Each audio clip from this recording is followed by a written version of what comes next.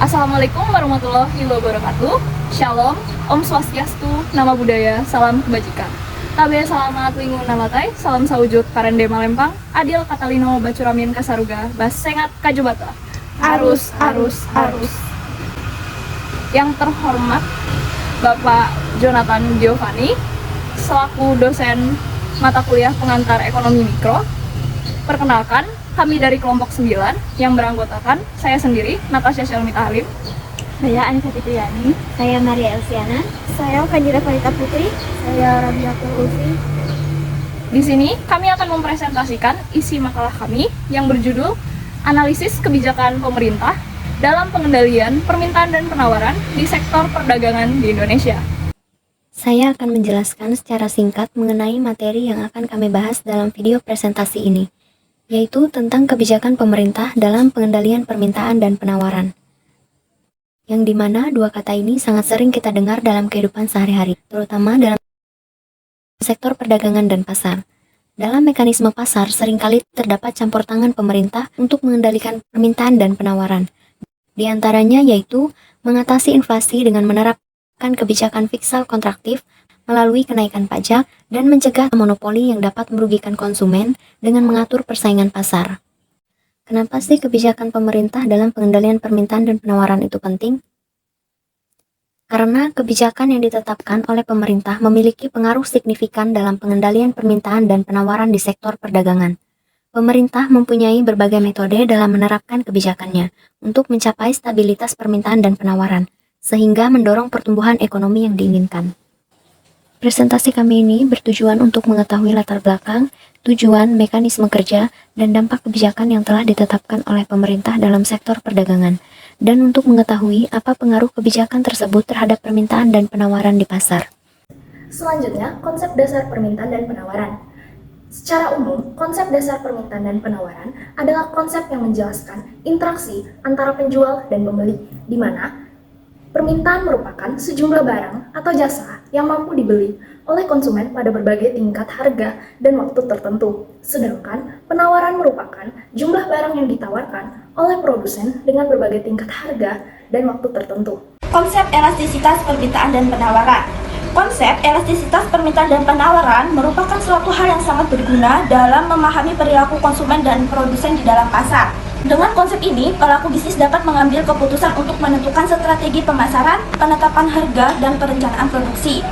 Dalam sektor perdagangan, konsep elastisitas permintaan dan penawaran menjadi tolak ukur besarnya perubahan permintaan dan penawaran barang akibat adanya perubahan harga barang tersebut. Jika perubahan harga hanya sedikit, namun menyebabkan perubahan kuantitas yang besar, maka hal ini dapat dikatakan bahwa permintaan dan penawaran tersebut bersifat elastis. Sebaliknya, jika perubahan harga tidak menyebabkan pengaruh yang besar pada kuantitas, maka dapat dikatakan bahwa permintaan dan penawaran tersebut bersifat inelastis. Terdapat dua konsep dalam elastisitas permintaan dan penawaran. Yang pertama yaitu elastisitas harga permintaan. Elastisitas harga permintaan merupakan suatu ukuran yang menunjukkan besaran perubahan jumlah barang yang diminta konsumen yang disebabkan karena adanya perubahan harga barang tersebut. Dengan demikian dapat disimpulkan bahwa elastisitas harga permintaan memiliki fungsi untuk mengukur seberapa besar pengaruh perubahan harga bagi konsumen. Berikut merupakan rumus dari elastisitas permintaan. Yang kedua, elastisitas harga penawaran atau elasticity of supply. Elastisitas harga penawaran merupakan suatu yang mengukur besar dari perubahan barang yang ditawarkan produsen karena adanya perubahan harga barang tersebut. Dapat disimpulkan bahwa elastisitas harga penawaran memiliki fungsi untuk mengukur seberapa besar pengaruh produsen terhadap perubahan harga. Berikut ini merupakan rumus dari elastisitas penawaran. Di sini, saya akan menjelaskan definisi dari kebijakan fiskal dan moneter. Kebijakan fiskal merupakan kebijakan yang dilakukan pemerintah untuk mengatur stabilitas perekonomian negara yang dilakukan dengan cara meningkatkan penjualan dan penerimaan negara. Dan kebijakan moneter merupakan kebijakan yang dilakukan dengan mengatur jumlah uang yang beredar dan tingkat suku bunga. Kebijakan moneter memiliki 3 instrumen penting. Yang pertama adalah operasi pasar terbuka. Yang kedua, tingginya tingginya tingkat suku bunga. Dan ketiga adalah rasio cadangan wajib. Di sini saya akan menjelaskan pengertian kebijakan pajak, tujuan kebijakan pajak, mekanisme kerja kebijakan pajak, dan contoh nyata kebijakan pajak dalam sektor perdagangan di Indonesia. Kebijakan pajak dalam sektor perdagangan adalah suatu kebijakan yang berpengaruh pada investasi, perdagangan internasional, dan beberapa aktivitas perekonomian lainnya. Kebijakan pajak mencakup pajak perdagangan internasional dan pajak perdagangan UMKM. Tujuan kebijakan pajak yang pertama, meningkatkan pendapatan negara, mendorong produktivitas dalam negeri, mengatur kegiatan ekonomi dan perdagangan. Yang terakhir, mendukung kesejahteraan masyarakat.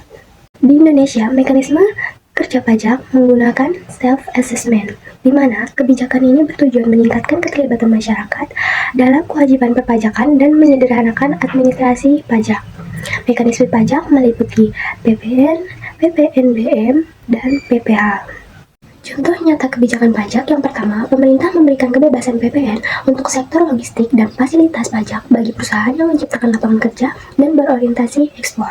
Yang kedua, pemerintah memberikan tarif tinggi pada produk impor untuk melindungi produk lokal dan mendorong daya saing.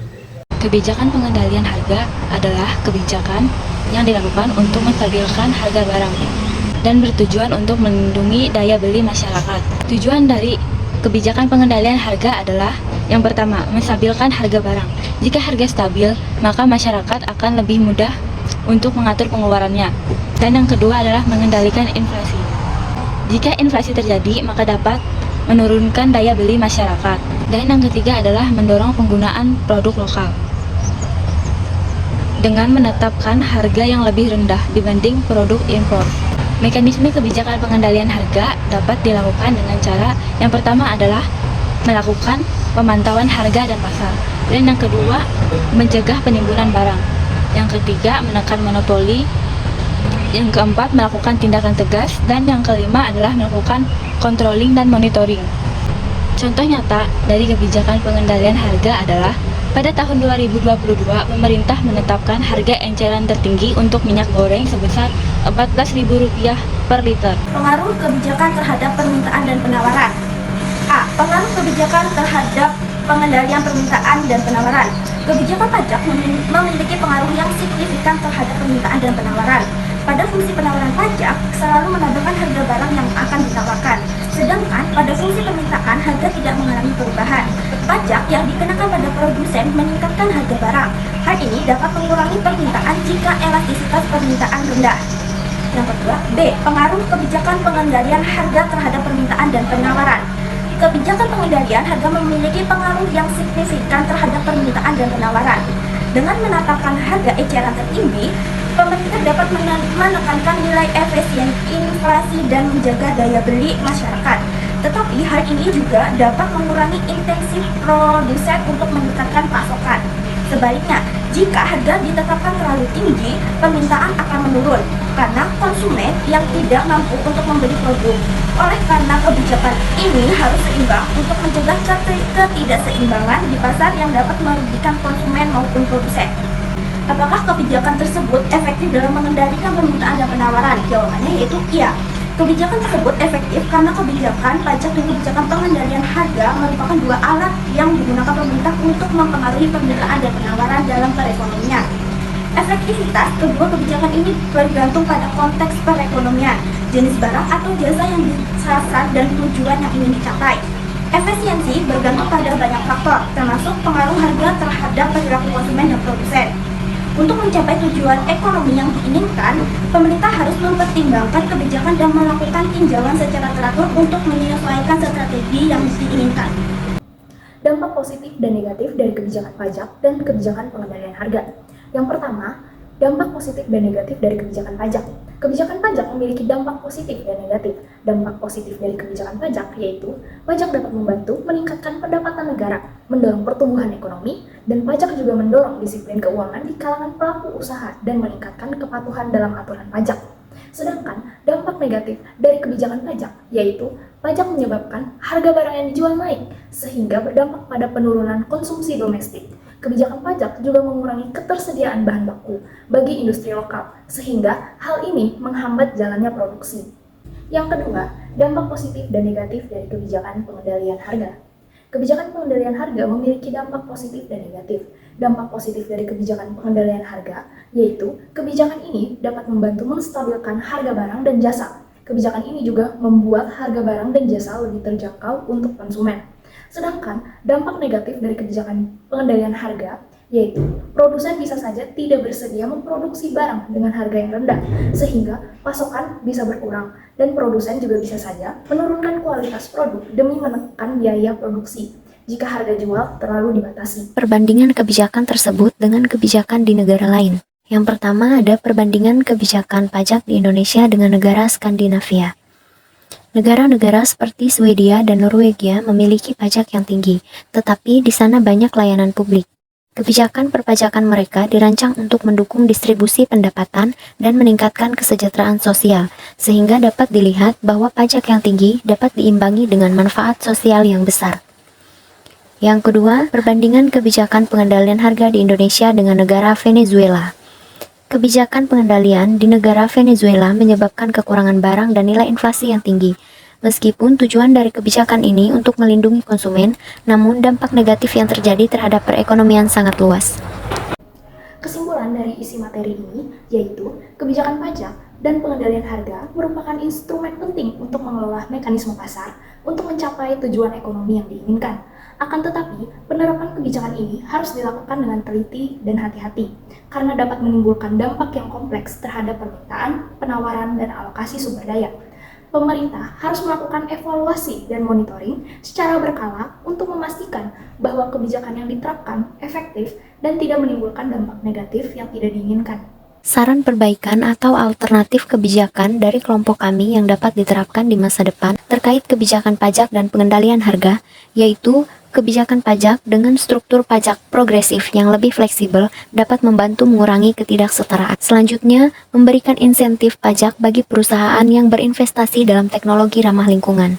Kebijakan pengendalian harga, daripada menetapkan maksimum yang kaku, pemerintah dapat mempertimbangkan mekanisme yang lebih fleksibel, seperti harga maksimum yang dapat disesuaikan berdasarkan faktor-faktor tertentu, seperti inflasi atau biaya produksi. Selanjutnya, mendorong produksi lokal melalui insentif dapat membantu mengurangi ketergantungan pada barang impor dan meningkatkan pasokan barang di pasar. Sekian presentasi dari kami. Mohon maaf jika ada salah kata dan kurang. Sekian dan terima kasih.